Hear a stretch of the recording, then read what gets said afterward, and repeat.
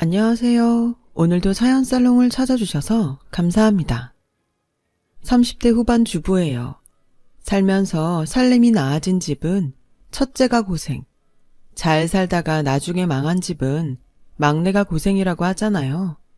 저희 시댁의 경우는 전자였어요. 노름에 빠져서 대대로 내려온 전답에 하나 남은 집까지 팔아먹고 돌아가신 시아버지 탓에 제 남편은 어려서부터 가장 노릇을 하며 고생을 했거든요. 어머님 말씀으론 제 남편이 공부를 잘해서 동네에 소문난 수재였다는데 집이 찢어지게 가난한 탓에 대학은 꿈도 못 꾸고 낮에는 일하고 밤에 야간고등학교에 다녔다고 하더라고요. 내 자식이지만 큰애는 정말 버릴 게 하나 없는 사람이다. 못난 부모 만나 어릴 때부터 굶기도 많이 굶고 이 고생 저 고생 안 해본 게 없는 애야. 애미로서 해준 것도 없고 고생만 시킨 게 마음에 걸리는구나. 살아생전에 어머님께서는 늘 이렇게 말씀하셨어요. 어머님 말 맞다나 제 남편 같은 사람도 없을 거예요. 성실하고 자상한 데다 어려운 사람을 보고 그냥 넘기는 적이 없는 사람이죠. 의경으로 제대하고 경찰이 된 남편은 동네 파출소에 있을 때도 사비를 털어 독거노인과 부르청소년을 돕곤 했어요. 쉬는 날에도 몸이 불편한 동네 어른들 찾아뵙느라 휴일도 반납할 정도였죠. 9년 전에 어머님이 돌아가시고부터는 아예 10살 어린 동생을 맡아 키우고 대학 공부까지 시켰죠. 시동생 결혼할 때는 신혼집 구하라고 대출까지 받아 전셋집을 해주었고요. 저희 친정엄마는 이런 제 남편을 보고 오지랖이 넓다고 탓하지만 그때까지만 해도 저는 그렇게 생각 안 했어요. 부모 없이 결혼하는 동생을 생각하는 남편의 마음을 잘 아니까요. 그래서 그 뜻을 따랐던 거고요. 천성이 착한 사람이라 그 정도 일은 당연한 거라고 생각했거든요. 그런데 지금에 와서는 그때 남편을 말리지 못한 게 천추의 한이 됐네요.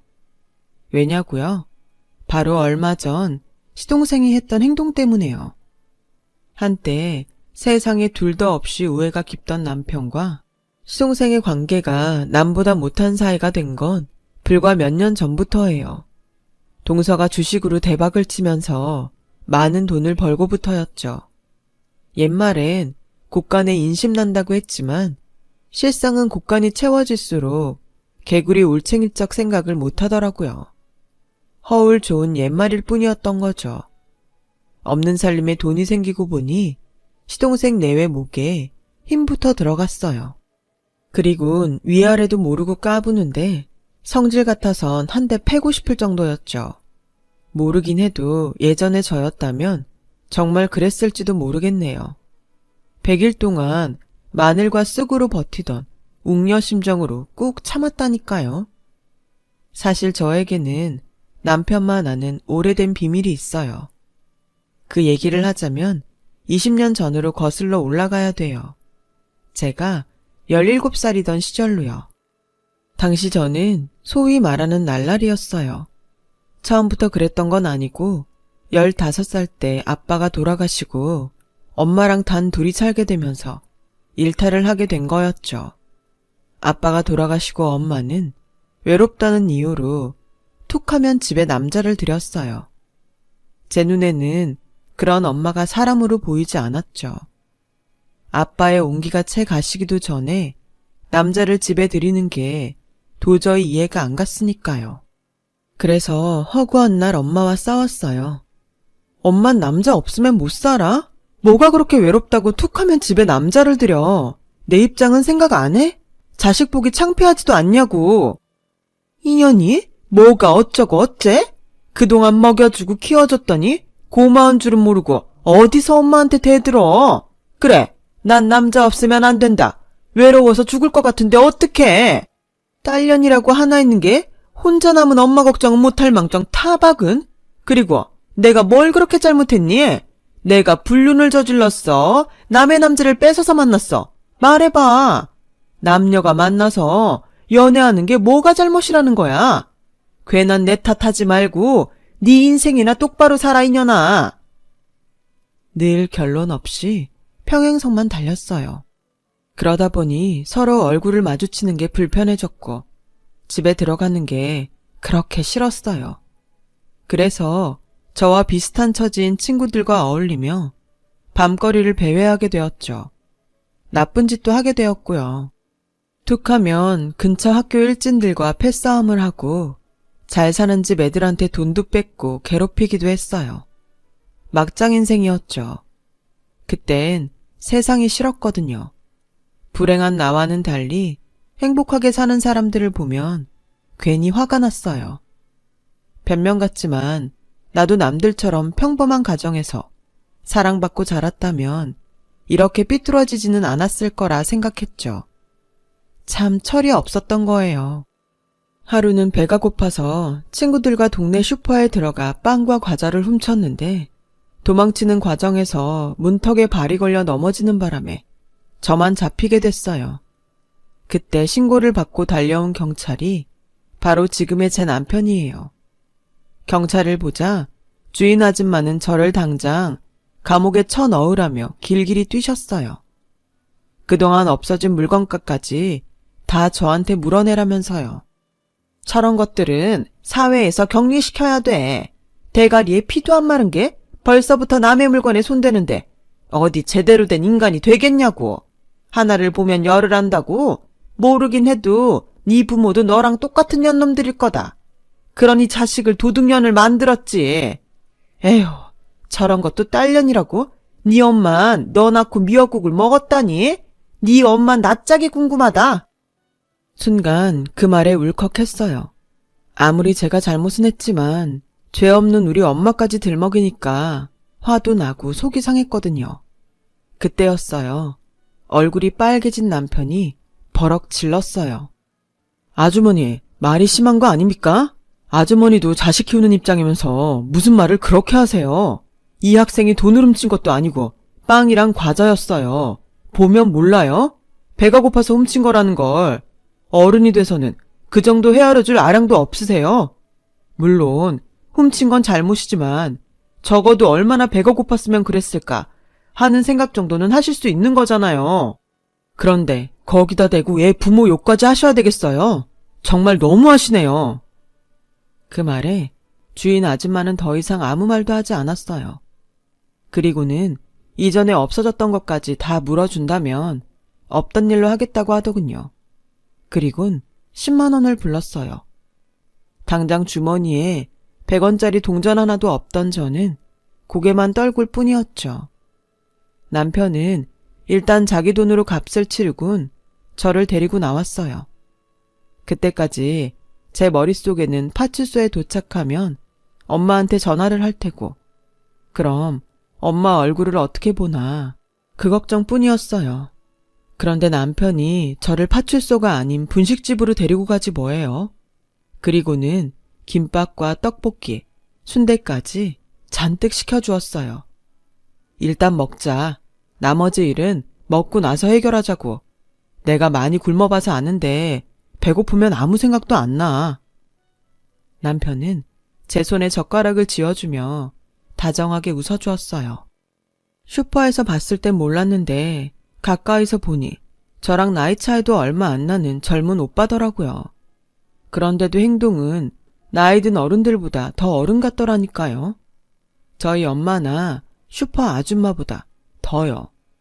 딱히 사건 접수된 건 아니고 슈퍼 주인 아줌마가 돈도 다 돌려받아서 더는 문제 삼지 않겠다고 한 덕분에 저는 파출소 소장님한테 훈계를 듣는 걸로 그날 사건은 일단락 됐어요.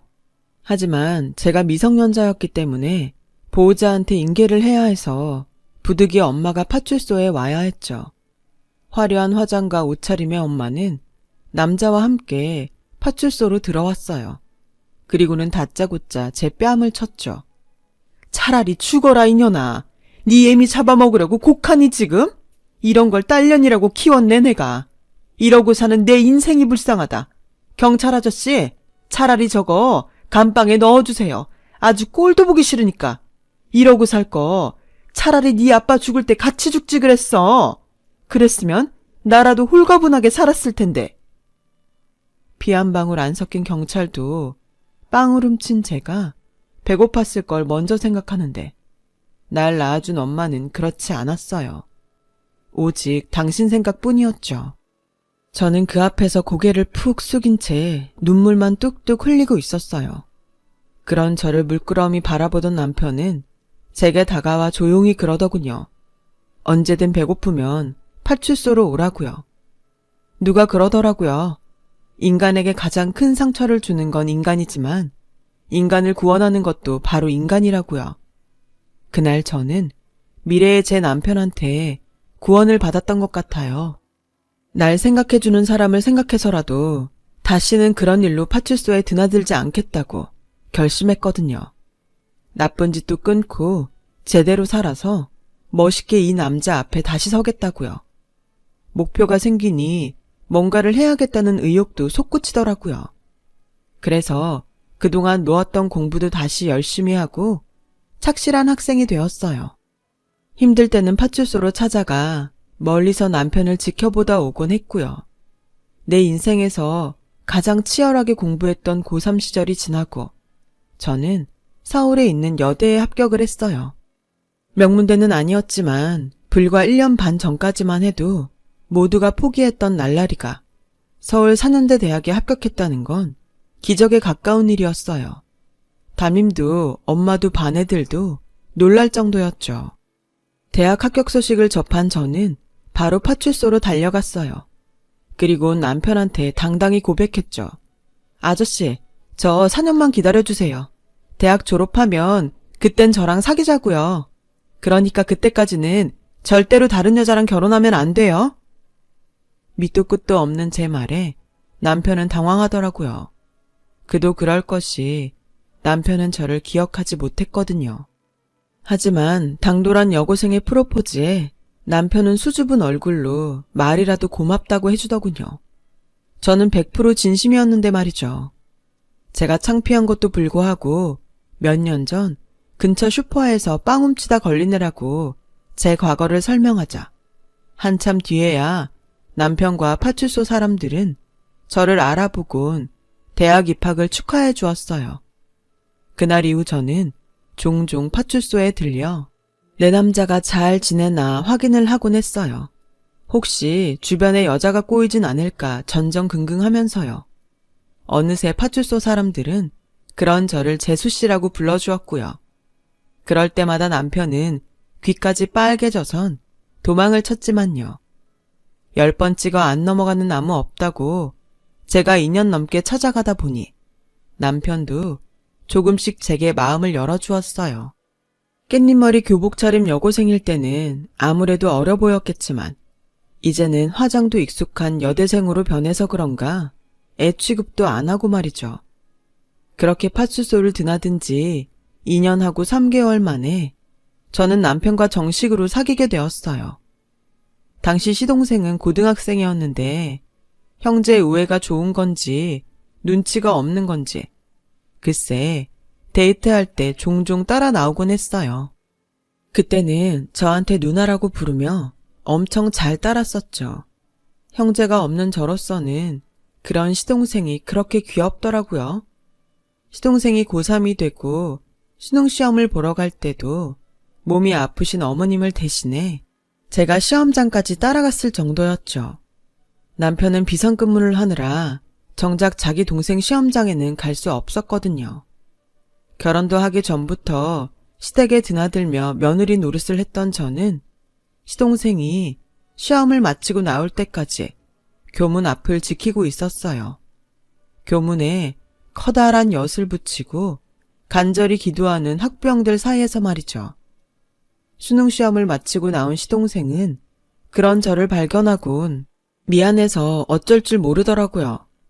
형수님, 제가 알바해서 첫 월급 타면 다른 사람은 몰라도 형수님 선물은 꼭 사드릴게요. 그러니까 우리 형이랑 헤어지지 말고 꼭 결혼까지 하세요. 남편과 달리 넉살이 좋은 시동생은 추위에 덜덜 떨고 있던 제 손을 꼭 잡아주며 그러더라고요. 다행히 수능 성적이 잘 나온 시동생은 무난히 서울 4년대 대학에 합격했고 입학 전까지 아르바이트를 하며 용돈을 벌었어요. 그리고는 약속했던 대로 제게 귀걸이를 선물해 주었죠. 은도 아니고 싸구려 길거리표였지만 아직도 그 귀걸이를 가지고 있을 만큼 제게는 뜻깊은 선물이었어요. 대학을 졸업한 저는 전공을 살려 교육 관련 회사에 취직을 했고 그해 가을 드디어 결혼을 하게 되었죠. 주변에선 뭐 그리 일찍 결혼을 하냐고 했지만 솔직히 친정엄마와 사이가 안 좋았던 저는 하루라도 빨리 결혼해 집을 탈출하고 싶어서 더 서둘렀어요. 고부간의 갈등으로 고생하는 사람들도 있겠지만 제 경우는 오히려 어머님이 친정엄마보다 편하고 좋았어요. 어린 나이에 없는 집에 시집와 고생이 많다시며 늘 제 걱정을 해주실 정도로 저희 어머님은 따뜻한 분이었거든요. 그렇게 몇 년간 시어머니의 사랑을 듬뿍 받으며 모처럼 사람 사는 것처럼 살았는데 제가 첫 애를 임신하던 그해 어머님이 갑자기 세상을 떠나셨지 뭐예요. 막상 돌아가시고 나니까 그간 맞벌이 한다는 핑계로 어머님께 밥이며 빨래까지 맡겨왔던 게 그렇게 죄송할 수가 없더라고요. 살아계실 때 좀 더 잘해드릴 걸 하는 생각에 한동안 엄청 힘들었어요. 든자린 몰라도 난자린 티가 난다고 어머님의 빈자리는 무척 크게 느껴지더라고요. 남편은 남편대로 가장으로서 어머님의 빈자리를 채우려고 전보다 더 노력하는 것 같았어요. 특히 아직 대학생인 시동생한테요. 그런 마음을 잘 아는 시동생도 형한테 부담 지우지 않으려고 학과 공부도 알바도 열심히 하더라고요. 그런 모습이 참 기특했어요. 그렇게 한 몇 년간은 우애 깊은 형제 사이에서 저는 평탄한 결혼 생활을 이어갈 수 있었어요. 한때 놀던 아이였던 흔적은 깨끗이 지운 채 말이죠.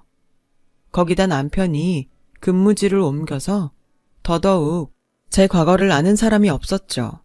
그 사이 군대도 다녀오고 대학까지 졸업한 시동생은 의료기를 취급하는 중소기업에 취직해 직장 생활을 했어요. 거기서 경리과 직원이던 동서를 만나 결혼을 하게 되었고요. 둘 다 사회생활을 막 시작한 시점이라 모아놓은 돈도 없었지만 속도 위반을 하는 바람에 서둘러야 했어요. 그래서 시동생 집은 우리가 마련해 주어야 했죠. 남편도 그렇지만 저 역시 시동생과는 친형제처럼 살았던지라 그땐 당연한 일이라고 생각했어요. 그래서 오히려 제가 나서서 은행 대출을 알아봤었죠. 동서 친정도 형편이 좋지 않아서 결혼 준비도 저희 집에서 거의 도맡아 해주었어요. 동서가 출산할 때도 마찬가지였고요. 그래도 그땐 아깝단 생각은 전혀 없었어요. 그러다 3년 전쯤인가 한창 주식붐이 불었을 때 동서가 적금 탄 돈으로 시동생 몰래 주식에 투자를 했었던가 봐요. 그런데 그게 엄청 대박이 나서 글쎄 아파트 한 채 값을 벌었지 뭐예요. 상황이 그렇다 보니 이후엔 아예 시동생 부부가 둘 다 주식에 맛을 들여 공격적으로 투자를 하기 시작했죠. 그리고는 2년도 안 돼 수십억 자산을 손에 쥐게 된 거예요. 그게 불행의 시작이었죠. 돈이 좀 생기자 시동생과 동서는 둘 다 회사를 그만두고 집에서 본격적으로 주식 투자를 하기 시작했어요. 주식에 빠져본 분들은 아실 거예요. 이게 사람이 할 짓이 아니거든요. 매일 모니터에 그래프를 띄워놓고 모든 생활을 그 앞에서 하더라고요. 장이 마감되면 그제야 자고 다음 날 장이 서면 다시 모니터 앞에서 죽치고 살고 문제는 육아였죠. 아무리 돈도 좋다지만 그래도 자식은 제대로 돌봐야 하는데 둘 다 애는 뒷전이고 주식에만 빠져 살더라고요. 한 번은 김치를 전해주러 집에 갔는데 애가 곰팡이가 핀 빵을 뜯어먹고 있지 뭐예요. 제가 달려들어 빵을 뺏고는 동서를 불렀어요. 동서, 주식 투자도 좋지만 하은이 밥은 제대로 챙겨줘야지. 하마터면 곰팡이 빵을 먹을 뻔했잖아. 애 밥은 제대로 먹이고 있는 거야? 그랬더니 글쎄 제 품에 안긴 애를 뺏어가면서 그러지 뭐예요. 형님이 뭔데 나한테 훈계해요. 시어머니도 아니면서. 남이사 애한테 빵을 먹이든 밥을 먹이든 신경 끄라고요. 자기가 애가 없으니까 괜히 남의 애한테 엄마 노릇하려고 들어. 동서의 말에 순간 눈물이 핑 돌았어요. 사실 저는 몇 년 전에 불임 판정을 받았거든요. 안 그래도 아이 얘기만 나오면 죄인이 되는데 그걸 잘 아는 동서가 저의 가장 아픈 부분을 꼭 찌르지 뭐해요. 서운하더라고요. 지금껏 뭘 바라고 자기들한테 잘해준 건 아니지만 그래도 이런 식으로 제게 비수를 꼽을 줄은 몰랐어요. 그래서 더 말 않고 집으로 돌아왔어요. 그런데 그날 이후 사과 전화도 한 통 없더라고요. 괘씸해서 이후론 저도 김치고 반찬이고 일절 안 해줬어요. 그런데 시동생네한테 이런 대접을 받은 게 저뿐만이 아니더라고요. 시동생도 저희 남편한테 점점 함부로 굴기 시작한 거예요. 형, 언제까지 경찰이나 하고 살 거야. 고졸경찰은 승진도 어렵다는데. 그냥 이참에 경찰 그만두고 딴 일 찾는 게 낫지 않겠어? 형 나이도 있는데 더 늦으면 이직도 힘들어. 정 일자리 없으면 내가 한번 자리 알아봐 줄까? 돈 좀 있다고 거들먹거리면서 형한테 하는 꼴이 어찌나 꼴사납던지 정말 주먹이 부르르 떨리더라고요. 그래서 제가 나서서 한마디 했죠. 도련님, 형한테 그게 무슨 말이에요? 경찰이 뭐 어때서요? 지금껏 이이가 경찰에서 번 돈으로 도련님 대학도 보내고 장가도 보냈어요. 받을 땐 말없더니 돈 좀 번다고 형 무시하는 거예요? 뭐예요? 한 번만 더 이이 앞에서 그딴 소리 하면 저 정말 가만 안 있어요? 형수, 여기서 그 얘기가 왜 나와요? 등록금이랑 전셋집 해준 거 돌려달라 그 뜻이에요? 참 치사하게. 알았어요. 그깟 돈 얼마나 한다고? 내가 2배, 아니 3배 쳐서 드릴게요. 그럼 됐죠? 더러워서 정말. 시동생은 오히려 지가 더 화를 내곤 밥을 먹다 말고 집으로 돌아갔어요. 내 친동생 같았으면 당장 멱살을 잡아서 내동댕이 쳤을 텐데 시동생이라 그러지 못한 게 억울해서 한숨만 푹푹 쉬고 있는데 남편이 조용히 수저를 놓고 일어났어요. 그리고는 안방으로 들어가더군요. 그런 남편의 뒷모습을 보니 어찌나 가슴이 아프던지 저 사람이 말은 안 해도 지금 심정이 어떨지를 누구보다 잘 알겠더라고요. 그날 이후 시동생 부부는 저희 집에 발걸음을 뚝 끊었어요. 기대도 안 했지만 2배, 3배 주겠다던 돈도 감감무소식이었고요. 그러던 어느 날이었어요. 막 출근해서 업무를 시작하려는데 파출소에서 전화가 왔지 뭐예요? 네? 그이가 다쳐요? 얼마나요? 순찰을 나갔던 남편이 공사장에서 무단으로 투기한 폐자자에 걸려 넘어져 다리를 다쳤다더라고요. 남편은 한사코 집에 연락을 하지 말라고 했지만 상처가 심해서 병원에 입원을 해야 해서 연락을 했던 거죠. 저는 회사에 월차를 내고 병원으로 달려갔어요. 도착해보니 응급수술을 해야 한다며 수술 동의서에 사인을 하라고 하더라고요. 남편을 수술실에 들여보내놓고 그 앞에서 한참을 울었어요. 수술을 해도 다리 상태가 예전처럼 돌아오지는 못할 거라고 했거든요. 아직 40대 중반인데 다리를 절게 될 거라니 눈앞이 캄캄하더라고요. 누구보다 건강에 자신 있던 사람이 그런 자신의 모습을 받아들이기도 쉽지 않을 것 같아서 혹여 마음의 상처를 받지는 않을지 걱정이 됐어요. 그렇게 수술을 받은 남편은 4시간 뒤 병실로 옮겨졌어요. 늘 든든한 산처럼 느껴졌던 남편이 초췌한 모습으로 병상에 누워있는 걸 보니 자꾸 눈물이 나더라고요. 그래서 우는 모습을 남편한테 들키지 않으려고 화장실로 갔어요. 그리곤 돌아가신 어머니한테 빌었죠. 어머님, 평생 고생만 한 이 사람 다리까지 절게 되면 불쌍해서 어떡해요. 어머님이 제발 도와주세요. 제가 제사도 더 열심히 지내드릴게요. 그런다고 될 일은 아니었지만 그래도 저로서는 믿을 구석이 없어서 한참을 속으로 기도를 했어요. 병실에 돌아와 보니 수술을 집도했던 의사 선생님이 와 계시더라고요. 하도 울어서 2 눈이 시뻘개진 저를 보시더니 수술이 잘 됐으니까 걱정 말라며 위로를 해주시더군요. 다행히 부위가 나쁘지 않아서 재활만 잘하면 다리를 저는 일은 없을 거라고요. 그 말에 어찌나 위안이 되던지 나도 모르게 어머님 감사합니다를 외쳤다니까요. 마취에서 깨어난 남편은 자신 다리는 생각도 않고 제 걱정부터 했어요. 놀라게 해서 미안하다고요. 뭐가 미안해? 다친 당신이 왜 미안해? 거기에 폐자재를 버린 놈들이 미안해야지. 내가 당신 태연만 해봐. 그것들 아주 가만히 안 둬. 성질을 버럭 내는 저를 보고는 그제야 남편이 빙그레 웃더군요. 수술은 잘 됐지만 재활을 해야 해서 남편은 당분간 집에서 쉬어야 했어요. 그렇게 한 달이 지난 어느 날이었어요. 퇴근해보니 시동생 내외가 집에 와 있더라고요.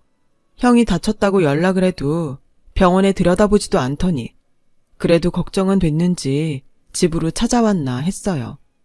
그런데 남편과 뭔가 얘기를 나누다가 제가 들어오니 얼른 입을 닫더라고요. 내외가 제 눈치만 슬슬 살피는 게 낌새가 하도 수상해서 일부러 남편 옆에 가서 앉았어요. 무슨 얘긴데 내가 오니까 딱 그쳐요? 여보, 무슨 얘기했어? 그러자 남편은 착잡한 표정으로 제 눈을 피해 고개를 돌리더라고요. 그때였어요. 동서가 그러더군요. 이렇게 된 거 숨길 거 있나요? 따지고 보면 아주버님한테도 좋은 제안인데 다리도 다치셔서 전처럼 경찰 일하기 힘들 거 아니에요. 게다가 요즘 세상이 좀 흉흉해요. 칼에 총까지 든 범인들 잡으러 다니다 혹시 큰일이라도 당하면 어떡해요. 다리까지 성취하는데. 게다가 사람들이 경찰이라고 하면 어디 대접이나 해주나요? 짭새니 뭐니 놀리기 일쑤지. 그러니까 이참에 경찰 그만두세요. 저희가 아주버님 모실게요. 순간 귀를 의심했어요. 경찰을 그만두라는 건 그렇다 쳐도 왜 자기들이 내 남편을 모신다는 건지 이해가 안 갔거든요. 그런데 들어보니 일자리를 준다는 얘기더라고요. 얼마 전에 시동생이 컨설팅 회사를 차렸는데 거기 와서 일하라고요. 그때였죠. 묵묵히 듣고 있던 남편이 동서 말을 끊고는 자기는 그럴 생각이 없다고 거절을 하더라고요. 평소라면 상대방 얘기를 다 듣고 자기 얘기를 하는 사람이 왜 이러나 싶었죠. 그런데 동서 얘기를 더 듣고 보니 남편이 왜 그랬는지 알겠더라고요. 왜요? 동생 회사라서 그래요? 말이 운전기사지. 따지고 보면 그거 수행비서나 마찬가지인데. 게다가 이 사람이 자기 형인데 월급도 좀 두둑히 주겠어요? 솔직히 우리가 사람 구하자면 얼마든지 구해요. 그래도 아주버님한테 맡기려는 건 그간 우리한테 해준 것도 있고 다리까지 그렇게 된 마당에 온전히 경찰 일 할까 싶어 그런 거라고요. 그 다리론 어디 취직도 못해. 다 생각해서 하는 말인데 그걸 무자르듯 자르냐? 자격지심이야 뭐야. 듣자 하니 이것들이 글쎄 제 남편한테 시동생 운전기사를 하라지 뭐예요. 순간 그간 참았던 화가 머리 끝까지 오르면서 그간 잊고 살았던 날라리 본능이 제대로 터져 나왔어요. 뭐가 어쩌고 어째? 이 미친 미나리 꽃다발 같은 것들이 어디서 되먹지 않은 소리를 씹으려. 뭐? 그 다리로 어디 취직도 못해? 찢어진 주둥이라고 어디서 함부로 나불거려 대먹지 않게. 니들 둘 오늘 대가리가 엉덩이에 인사하도록 쳐맞아 볼래? 니들 눈깔 빼서 저글링 한번 해줘? 가짜는 무말랭이 같은 것들이 어디 감히 내 남편한테 지 기사를 하래. 한번 터져 나온 왕년 욕자락은 정화되지 않은 날 것 그대로 시동생 내외 얼굴에 뿜어졌어요. 이런 저의 모습을 처음 본 세 사람은 아무 말도 못한 채 입만 떡 벌리고 굳어버렸죠. 한때 제가 날라리였다는 사실을 아는 남편도 놀라긴 마찬가지였어요. 그렇겠죠. 그동안 조심조심하며 살았으니까요. 하지만 이날은 도저히 못 참겠더라고요. 이것들 다시는 안 보는 한이 있어도 버르장머리를 제대로 고쳐놔야겠다 생각했거든요. 니들이 언제부터 돈 좀 굴리고 살았다고 시건방을 떠는 건데 월세방 하나 구할 돈도 없어서 지형 앞세워 은행 대출 받아간 것들이 너 이자라도 한번 내고 이러냐? 말로는 그간 가져간 돈 2배, 3배 쳐준다더니 왜 소식이 없어? 그런 주제에 어디서 지 형한테 시다바리 노릇을 하래. 되먹자는 개벽다개 같은 새끼 같으니라고. 눈 까라 이 새끼야. 포크로 확 뽑아버리기 전에. 그리고 너 터진 입이라고 함부로 떠드는데 내 남편이 네 친구냐? 띠동갑돈 없는 아주버님한테 어디 건방지게 반말을 해? 넌 쌀에기 반톨만 처먹었냐? 어따 대고 반말을 섞어 죽을라고. 좋은 말 할 때 잘 들어라. 오늘 밤까지 네 학비에 신혼집 대출금, 은행 이자까지 쳐서 싹 다 보내. 동서가 경리 출신이니까 동계산은 잘 하리라 믿지만 혹여라도 계산 틀리면 내가 10원마다 강냉이 하나씩 털어줄 테니까 한치의 오차도 없이 확실히 해. 알았어? 성질이 잔뜩 난 저는 시동생 내외를 집에서 내쫓고 문을 걸어 잠궜어요. 그리고 몇 시간 뒤 남편 계좌로 목돈이 들어왔더라고요. 사실 이게 은행 이자를 제대로 친 건지 어쩐 건지는 잘 모르겠더라고요. 애초에 돌려받을 생각도 안 왔던 돈이니까요. 그래서 그냥 덮으려고 했는데 남편이 껄껄대며 그러더군요. 지금껏 자신이 저를 보호하고 산다고 생각했는데 오늘 보니 제가 자신의 보호자였다고 말이에요. 누가 보호자면 어때요? 살맛대고 사는 동안 서로 위하고 살면 되죠. 3개월간의 재활을 마친 남편은 다시 업무에 복귀했어요. 남편 말로는 아직 완쾌는 아니지만 몇 달 뒤엔 전처럼 날아다닐 수 있을 것 같다네요. 그리고 그날 이후 남편은 제가 화가 나서 얼굴이 붉어지면 제 입부터 틀어막는 버릇이 생겼어요. 말로는 제 체면을 생각해서 그런다는데 아무래도 막아야겠죠? 참, 컨설팅 사업을 시작했던 시동생은 몇 달을 못 넘기고 쫄딱 망했어요. 가지고 있던 주식이 폭락해 적자인 회사를 운영해 나갈 자금이 부족해 그랬다더군요. 화무 11홍이라고 부귀와 건세가 영원하진 않다는 걸 몰랐던 거죠. 그래서 다들 하루하루 열심히 일하며 사는 거 아니겠어요? 하루하루 열심히 살아가는 여러분들께 좋은 기운들이 가득하길 바랍니다. 지금까지 제 사연을 들어주셔서 감사드려요. 건강하세요. 여러분, 사연 댓글에 응원과 현명한 조언 부탁드려요. 좋아요와 구독은 저에게 큰 힘이 됩니다. 오늘도 좋은 일 가득하세요.